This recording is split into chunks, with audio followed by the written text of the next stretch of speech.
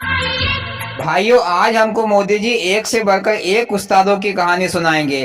दोस्तों, कहानी को पूरा सुनना, तभी आपको मजा आएगा। और मजा आए तो लाइक जरूर करना। हाँ तो मोदी जी शुरू करो। हाँ तो दोस्तों, एक समय की बात है। एक उस्ताद चौधरी था। उसमें दिमाग बहुत था, यानी कि वह चतुर चालाक था। दिन में जब तक वह दो चार लोगों को उल्लू ना बनाए, तब तक उसे मजा नहीं आता था। एक दिन उस्ताद चौधरी ने सोचा कि क्यों नहीं मैं शहर जाकर शहर के लोगों को उल्लू बनाऊं। फिर उसने शहर जाने की ठान ली। पर उस्ताद चौधरी के पास शहर जाने के लिए पैसा नहीं था। तो उसने चौधरायन से पूछा कि घर में कोई चीज है जिसे बेचकर पैसे मिल जाए। तो चौधरायन ने कहा कि एक सेर घी है, उसे ही बेच दो। चौधरी ने कहा कि एक सेर की क्या जरूरत है, एक पाव में ही काम बन जाएगा। फिर उस्ताद चौधरी ने एक बड़ा सा मटका लिया और उसको मिट्टी से भर लिया और उसके ऊपर एक पाव घी रख लिया, ताकि देखने वालों को ये लगे कि मटका घी से भरा हुआ है। फिर उस्ताद चौधरी मटके को लेकर शहर के लिए निकल पड़ा। शहर में वह सड़कों पर घूम रहा था। तभी उसकी नजर एक बनिए की दुकान पर गई। तो उस्ताद चौधरी ने देखा कि बनिए की दुकान पर एक चांदी की तलवार लटक रही है। वो तलवार उस्ताद चौधरी के मन को भा गई। उससे रहा नहीं गया और वह बनिए की दुकान पर जा पहुंचा। बनिए से पूछा कि सेठ जी, ये चांदी की तलवार कितने की है? तो सेठ जी ने कहा कि ये तो बहुत महंगी है, पर तुमको बताओ, तुमको कितने तक पूरेगी?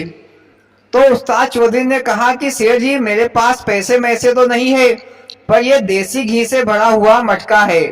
इतने में अगर सौदा जमता है तो मुझे तलवार दे दो और सारा घी तुम रख लो।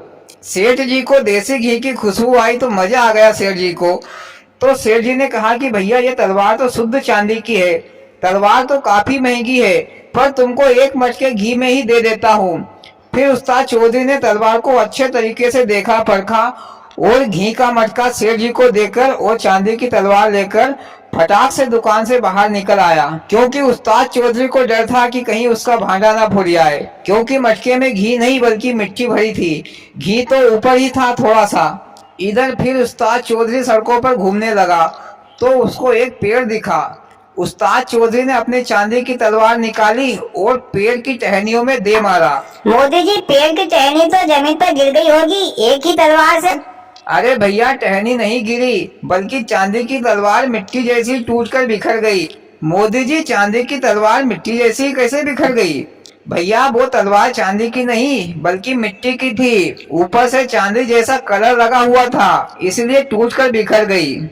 फिर उस्ताद चौधरी ने मन ही मन सोचा कि सेठ जी तो मेरे भी बाप निकले, मिट्टी के बदले मिट्टी दे दिया, पर मैंने कम से कम उसको एक पाव घी तो दिया, पर उसने तो मेरे को पेवर मिट्टी ही पकड़ा दी।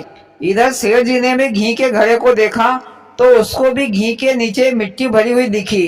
तो सेठ जी भी मन ही मन मुस्कुराया। इधर फिर उस्ताद चौधरी दो चार दिन बाद फिर सेठ जी की दुकान पर गए। फिर दोनों के बीच खूब चर्चा हुई। इसके बाद उस्ताद चौधरी ने सेठ जी से कहा कि भैया, अपन दोनों एक से बढ़कर एक उस्ताद है, कहीं विदेश चलकर अच्छी खासी कमाई कर कर लेकर आते हैं। तो सेठ जी भी राजी हो गया।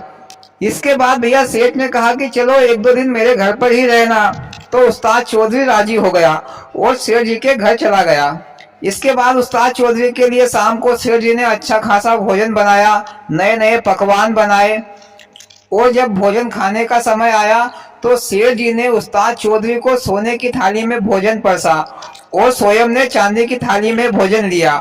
तो उस्ताद चौधरी तो सोने की थाली देखकर उसका तो वैसे ही पेट भर गया।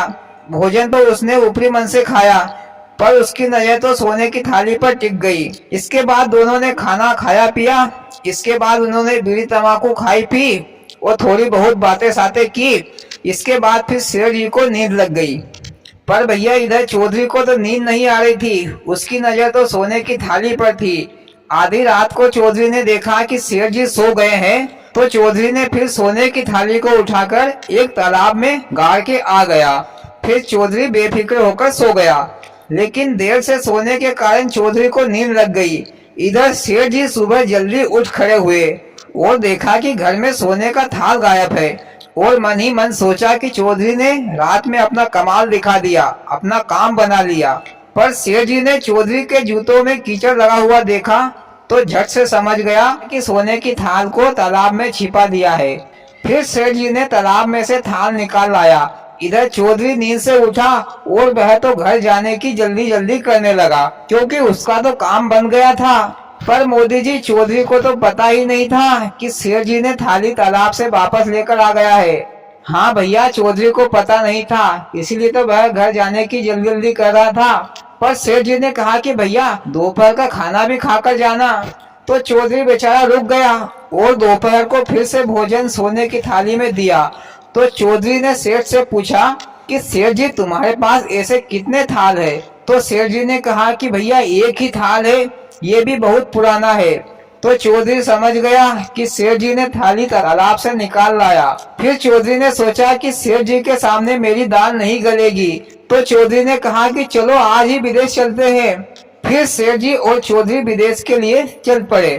वे दोनों एक नवाब के देश में पहुंचे, पर वहां के नवाब का 8-10 दिन पहले ही स्वर्गवास हो गया था, यानी कि वह मर गया था। इधर सेठ जी और चौधरी ने अपना दिमाग दौड़ाया। इधर सेठ जी तो सेठ जी ही थे और चौधरी को अपना मुनीम बना लिया। 2-4 किताब और पेन कापी लेकर मुनीम को दे दी। इसके बाद भैया सेठ जी और चौधरी ने नवाब के बारे में सारी जानकारी उठा ली। इसके बाद वे दोनों नवाब के घर जा पहुंचे। इधर नवाब के घर उसकी मृत्यु का भोज का कार्यक्रम होने जा रहा था। काफी सारे मेहमान आए हुए थे।